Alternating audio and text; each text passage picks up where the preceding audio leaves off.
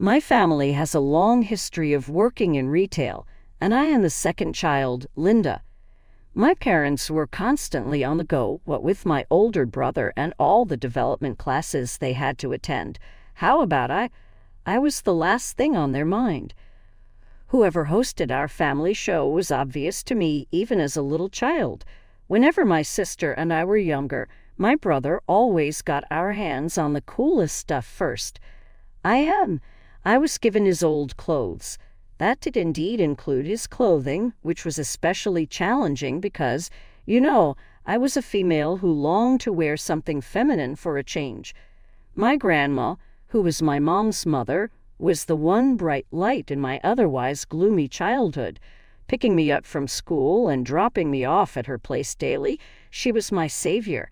Grandma made an effort to be involved in my life, in contrast to my parents, who were preoccupied with my brother's pursuits. My darling, how was class today? As we strolled home, her eyes gleamed with sincere curiosity. Have you discovered anything fascinating? At parent-teacher conferences, she was the one who reviewed my assignments and was genuinely aware of my living circumstances. I used to be sent out to watch cartoons by myself while my parents played Monopoly with my brother, which was their favorite family pastime, but I was never invited to join in. Hey, Linda, why don't you relax in front of the TV? This is what Mom would say if I attempted to play along with them. You should not be trying to understand these rules. As far as our household was concerned, that was about it. I was taught to be independent at a young age. I would prepare my own meals, tidy my room, and complete my assignments without assistance. My parents weren't inherently evil. I was simply not their golden child. Now that I'm older, I can understand how my formative years were influenced by those events. I was learning to fend for myself while they prepared my brother to be their next great business star. I discovered the importance of being independent, taking care of myself, and above all else, the significance of having a supportive person, like my grandma at my side.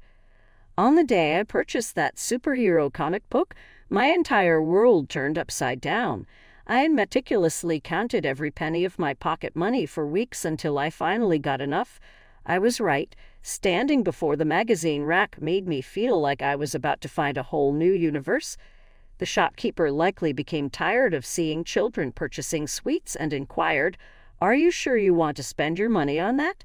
For some reason. "Indeed, I am certain," I responded, clinging to my prized acquisition. I woke up several times that night. The comic book's artwork captivated me.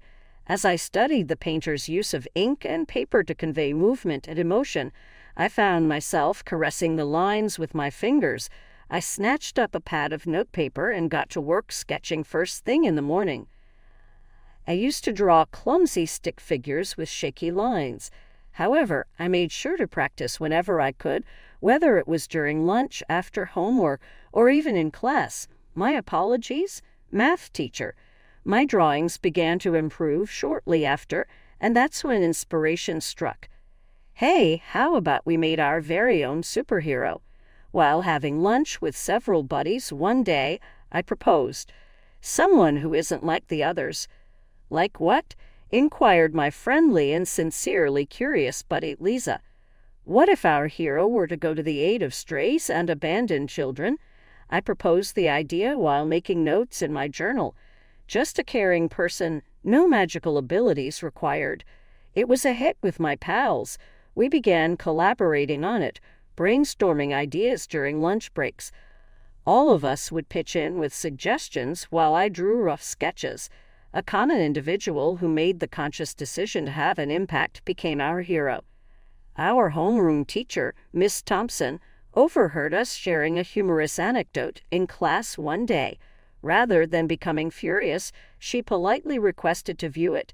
As I nervously turned in our assignment, I braced myself for detention. "Linda, this is absolutely incredible," she exclaimed as she turned the pages. "Could you see this kind of thing appearing in the school newspaper?" Our school newspaper ran our small comic strip before I could ever imagine. As word got around, more kids began approaching me in the halls to inquire about the next chapter.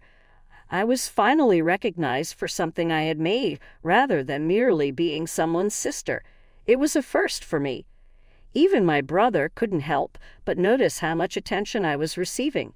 While he was at home, he would remark something like, "It's just some dumb drawings," in an apparent attempt to deflect attention away from himself and onto me. Career day followed. When Miss Thompson wanted to know everyone's future plans, she palled them all. I sprang to my feet and blurted out, "A designer." The entire class went into a standing ovation. "I can totally see how that works. Impressive work. You're the ideal candidate for that." Unfailingly, Miss Thompson grinned. "I believe that's a fantastic decision, Linda, given your skill and commitment." I was eager to inform my folks since I was overjoyed. During supper that night, I told my server about my dream.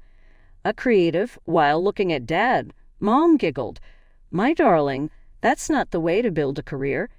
You need to think like an entrepreneur if you want to be successful." Dad emphasized, "Keep an eye on your sibling. He already understands business principles." However, I am opposed to doing business. I objected. "I want to create things." "Mom, making things won't bring in enough money," she said, scoffing at my ambition. "You need to be practical." I went to Grandma because I knew she would understand my pain and disappointment. Her face brightened as she beheld my sketches and listened to my account of my dreams. "My talented girl," she exclaimed as she embraced me tightly. "Wait right here." An easel, actual canvases, and a set of artist quality paints were a pleasant surprise the following day from her. Not only that, though, she made my art studio a reality by clearing out her extra room. As the years passed, my brother's high school graduation ceremony took place amid the usual pyrotechnics. My parents threw him a lavish graduation celebration. Everyone in his family and circle of friends was invited. After the party had ended, he disclosed his intentions to go to college over supper. I'll never forget that day. "I am a member of the economics program," he announced with a sense of accomplishment, proudly holding up his acceptance letter. "I'm going to be the richest businessman this family has ever seen. Just watch me." As he lifted his glass, Dad beamingly said, "That's our boy. To me, that is the epitome of future-oriented planning. We are all going to be proud of you." Mom dried her eyes, her joy evident.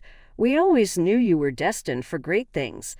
I, on the other hand, was dividing my time between my regular high school subjects and working on my art portfolio during my senior year. I had found solace in my grandmother's modest workshop. Drawings and paintings adorned the walls. With each new creation, I felt like I was getting closer to my goal of being a fashion designer. Whenever I had free time after school, I'd go there and work on various projects or refine my existing ones. By the time graduation rolled around, I had already secured a spot in the local college's design department. The admissions committee was impressed by my portfolio. However, my parents' response was anything but thrilled. "Well," Mom said with a groan, staring at my acceptance letter as if it were an unwanted expense, "I suppose we'll cover it, but please don't come groveling to us if you run into trouble finding employment. I don't think art degrees are really useful." My brother had gone into business for himself as an auto parts dealer by the time I enrolled in college. It was all my folks could speak about. He seemed to always find a way to bring up his business attitude, whether it was during family dinners, phone calls, or conversations in general. I had recently settled into a pattern at university, was getting into the swing of things with my design projects, and was beginning to form friendships with other creative types. Then it all went boom. I was walking across campus with my portfolio case when my parents unexpectedly came up one day after my design theory session. "Linda, we need to have a serious conversation," Mom remarked, her tone conveying that this was no ordinary visit. She had that dogged expression that I'd grown to despise. "You need to leave college," Dad declared without elaboration, positioned in the center of the campus walkway. Your brother needs help at the store." At first, I took it as a joke. "Oh, really? How? I don't think you're serious." "He's spending too much on employee salaries," Mom stated as if it were the most logical suggestion ever. "Being his sister, you are eligible for free labor. No one can do more for their loved ones than this. You've always been taught the value of family by us." In agonizing detail, they mapped out their strategy. Every night, I would clean the store, make cold calls, manage inventory, and work as a salesperson. All for free. They had obviously given this a lot of consideration, yet they had completely ignored my wishes. "And what exactly will my brother be doing while I'm doing all this work?" My voice quivered with rage as I inquired. My grasp on my portfolio case was so tight that I could feel my knuckles becoming white. Mom's face lit up like she was about to share some fantastic news with a very sluggish youngster. "Indeed, he will be in charge of the store's operations. His degree is in business, Linda. Your brother is prepared for this role, therefore he is competent to lead." In spite of the growing fury within me, I took a deep breath and attempted to maintain a steady voice. "This is not the end for me. They have hinted at a position after graduation, and I have previously completed an internship with Davidson Design Studio. To be a designer is my lifelong goal." Even more impressively, they claimed they'd never had an intern as imaginative as me. Nearby students spun around and stared, with a few of them offering me sympathetic looks, while Mom's laughter sliced through the air like a dagger. "Are you serious? You want to be an employee of someone else's, Uncle? Join the ranks of employee? Here's a chance for a true future, a family business. How many people would give their lives for this chance?" I begged my mother, please, as I fought back tears. With all the projects I had dedicated myself to in my portfolio, it was a burden to hold. I have no interest in working in sales. My heart isn't in being an entrepreneur. I would like to begin a career in design. I long to be an artist. It's my forte. I have tremendous talent, according to my professors. Professor Jenkins went so far as to suggest that I might be able to make a career out of this. "Talent doesn't pay bills," Mom fumed, her expression becoming more severe. "However, we are immediately proceeding to the administration office due to your absolute stubbornness on this matter," she said, straightening her jacket and looking over at Dad. "We're withdrawing our tuition payment and will inform them that you are no longer a student here." Every beat ceased. There was a noticeable slant to the universe. "Please, Mom and Dad, don't do this. For the sake of my future, could you please listen to me once?" "There's no need to talk about it," Mom harshly stated. "We will no longer support your pastime until you agree to work at the store. The time has come for you to mature and accept reality."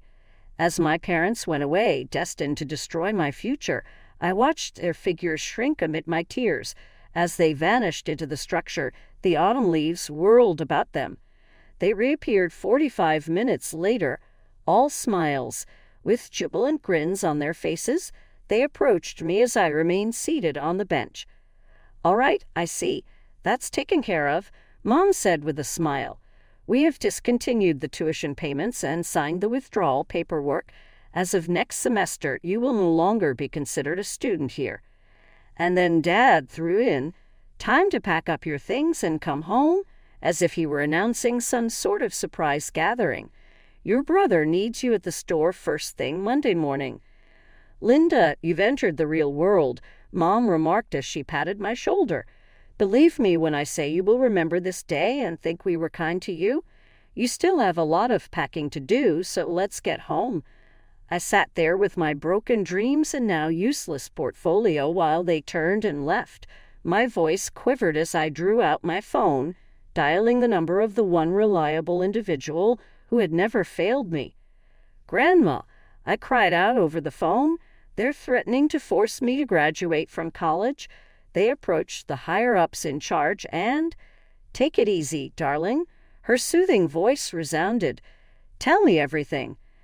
I broke down in tears as I described the store, my brother's requirements, and my parents' ultimatum. With only a few subtle snorts here and there, Grandma listened intently.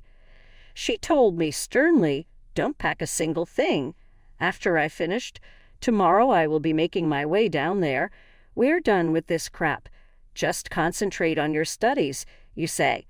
Grandma showed up 3 days later, just as promised. I stayed behind while she went to the executive office. It was too much for me. However, she appeared to be cheerful upon her return 2 hours later. "It's sorted out," she declared. "Your remaining tuition has been covered by me.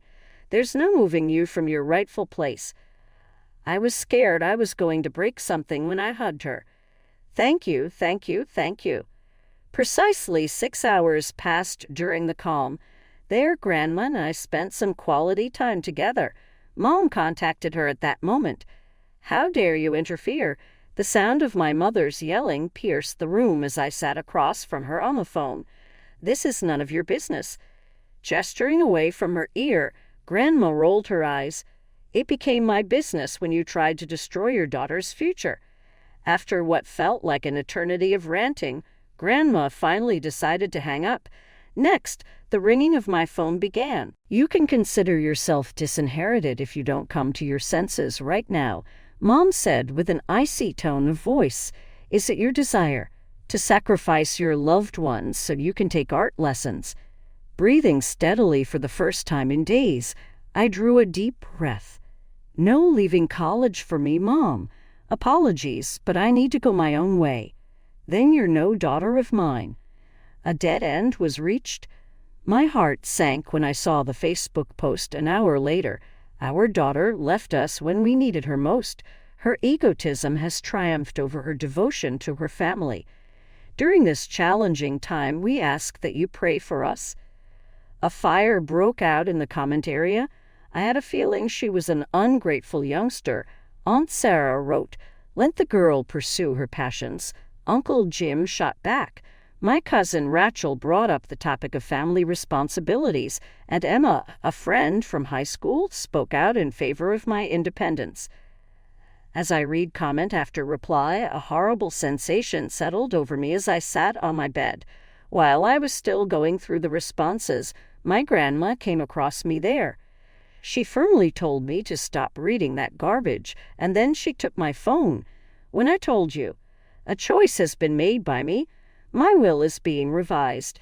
You will be the recipient of all my possessions." I was shocked and glanced up. "No, Grandma, I don't think you should." She cut in with, "Indeed, I do. I've kept tabs on your folks and your brother for quite some time. Another one of their half-baked business schemes would consume my life savings in just 1 month. But you," my face was held in her hands, "your ambition and skill are incredible. You will achieve great success. People are often proven right or incorrect by the peculiar ways life works." Grandma called with some news about my brother's store while I was in my final year of college. Saying, "I told you so," she attempted to conceal the fact that it was closing down. "Your brother couldn't make the numbers work. What happened?" I inquired, even though I had a fairly solid suspicion beforehand. "Same old story," was her response. "Less money is coming in than going out. And now for the exciting part." In order to add drama, she paused. "He's already got another brilliant business idea." It was confirmed a week later when my brother's Facebook status exploded with enthusiasm. "I'm excited to announce my latest venture, opening Ink Master Studios with my buddy Mike. The most renowned tattoo studio in town is on the way." He annotated the post with hashtags such as #entrepreneur, #businessowner, and #success. I couldn't help but note that he had used the artist emoji, even though he had always made fun of my artistic endeavors. I was kept apprised of the family drama by my grandma. "Your parents took out another loan against what's left of their equity," she informed me at one of our weekly dinners. "They're currently footing the bill for this tattoo parlor. Believe it or not, a second mortgage." There was a huge grand opening celebration at the tattoo parlor. Photos of their extravagant location, which was much too large for a startup, were shared by my brother every day. However, he had an ingrained belief that more was better. Their social media accounts were replete with expertly staged images of pricey furnishings and state-of-the-art appliances. Up next, the posts began to evolve. Influencers and promotional models were increasingly offering free tattoos. Grandma made the snide observation that this was particularly true for the attractive women who had captured the attention of my brothers Mike and brother-in-law. The tattoo parlor closed its doors precisely 1 year later. There are too many giveaways, not enough paying clients, and excessive expenses. A going out of business sign appeared in the window without any online commotion. In the meanwhile, my life was heading in a completely different path. My final portfolio was stronger than I had anticipated when I began college, and I finished with honors. I finally got the call I had been waiting for the day after graduation. "We'd be thrilled to have you on board," Sarah, Davidson Design Studios' creative director, remarked. "Your internship work was exceptional, and your current portfolio, well, let's just say we'd be crazy to let you go elsewhere." I was surprised by the compensation they gave for a starting position. I was able to secure a modest but lovely apartment of my own within a month. It was simple, just a one-bedroom with plenty of windows, but it was mine, and I loved it. I save a certain amount of money every paycheck. Witnessing the unraveling of my family's financial situation made me resolve to establish a stable future for myself. The client was quite complimentary of my first major job here, and I could already feel my standing in the industry rising. See, Grandma's voice was filled with pride. When you showed me that first big presentation, I knew this is what happens when you stick to your talent and believe in yourself. In the end, my parents' hard work and sacrifice couldn't save them. My brother and his family couldn't repay 2 business loans secured by their home after their ventures failed. During one of our weekly chats, Grandma mentioned, "I heard they're selling the house." But even after selling, the debt remained. They went on to sell everything. Their home, Mom's prized antiques, Dad's golf clubs, their luxury cars, even Mom's designer handbags. The biggest shock was my brother's sudden announcement. He was moving to Arizona. "I can't help with the loans," he told them bluntly. "Those debts are in your name, not mine. Something's got to give." One Sunday afternoon, I was helping Grandma organize her craft room when a moving truck pulled up outside. I watched in disbelief as my parents stepped out of their last remaining car, a beat-up Toyota. Mom declared, "We're here," walking past Grandma's door without a knock. "Where should we put our things?" Grandma crossed her arms, sitting firmly in the doorway. "And what exactly do you think you're doing?" Dad replied, "Moving in, of course. We have nowhere else to go." He started directing movers with boxes. "Oh, really?" Grandma's voice was ice cold. "And who said you could live here?" Mom wasn't pleased. "We're family, Mom. You can't turn us away. We lost everything because of those loans." "You mean the loans you took out to fund your precious son's half-baked schemes?" Grandma's tone hardened. "The same son who left you with the debt." Mom, unflinching, raised an eyebrow. "It doesn't matter. I'm your only daughter. This house will be mine one day anyway. We might as well move in now." A cold laugh escaped Grandma. "Is that what you think? Let me be clear. Everything I own and every brick in this house goes to Linda. Unlike you, she values more than just money. In a few months, you and your son would drain my entire savings." Mom's face twisted with anger as she processed Grandma's words. She spun to me accusingly. "You?" she spat. "This was your plan all along, wasn't it? Poisoning my own mother against me, taking what's rightfully mine." But I stayed calm, feeling a strange peace. A long time ago, I might have cried, but not now. "Mom, you need to leave." "Leave?" she shouted. "You're acting like you're in charge here already, giving orders in your grandma's house. Who do you think you are?" Years of bitterness flowed through her words. "You ungrateful little snake. You left the family business, then turned my own mother against me, and here you are, acting like you're better than us." "Mom," I said quietly, "just go. This isn't your home anymore." She laughed bitterly. "Not my home. I'm her daughter, her only daughter, and you're just—" At that moment, Grandma stepped forward, wrapping an arm around my shoulder. "She's the only one who's ever truly felt at home here," Grandma said firmly. "Everyone else only saw this place for its monetary value. She's the only one who brought life and imagination to it, without demands or schemes. Now, both of you, take your things and leave my house." They didn't leave quietly. Mom yelled and argued as they loaded their boxes back onto the truck, while Dad tried negotiating till the end. Grandma and I stood at the doorway, watching silently as they finally drove away. That was 3 years ago. Since then, life has moved on.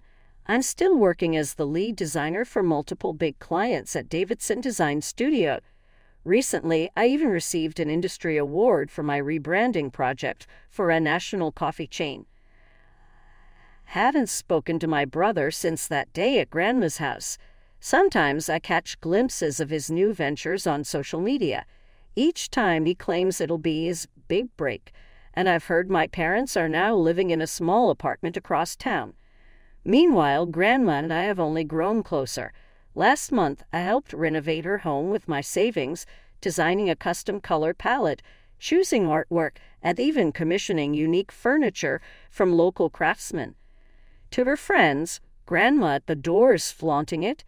When people come to see her, she always mentions that her granddaughter did all the work. She came up with the designs herself. She did an excellent job, didn't she?